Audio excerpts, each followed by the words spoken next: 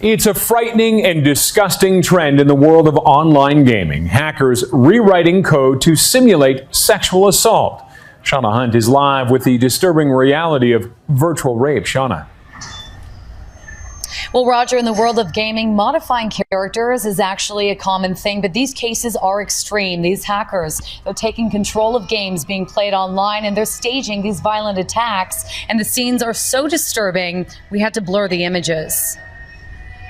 Online, they can take your character, lock them in place, have made their character pantsless, and then can simulate sexual assault with your character, and you are helpless to stop it. The graphics are so good, this attack is eerily realistic, but this is virtual rape. Hackers rewriting codes and hijacking online video games like Zombie Apocalypse and Grand Theft Auto. The vile scenes are then posted to YouTube.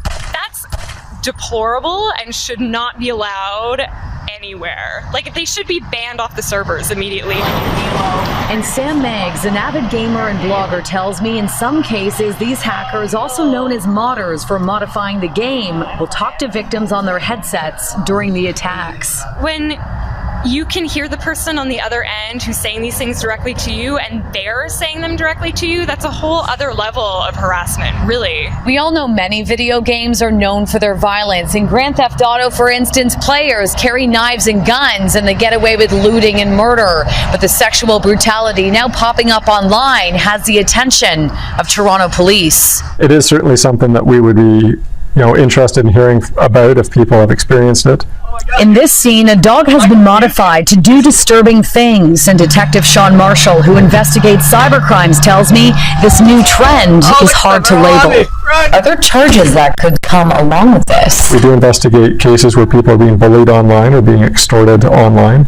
So those things the police will absolutely investigate. When it comes to something like this, we could investigate it.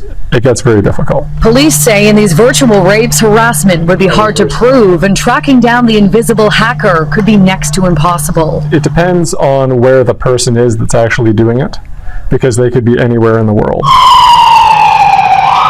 Sam Meggs stopped playing online over a year ago because of what she calls a misogynistic mentality that already exists in the world of gaming. And she says these new rape scenes only illuminate that. It's violating, it's triggering for people who have survived assault in the past. It's a visual representation of all that terrible verbal stuff that you get as a woman online. Pretty much any game that you can play online can also be hacked and modified, so we're taking a look at some of the ways that parents can keep their kids from being targeted in their virtual world.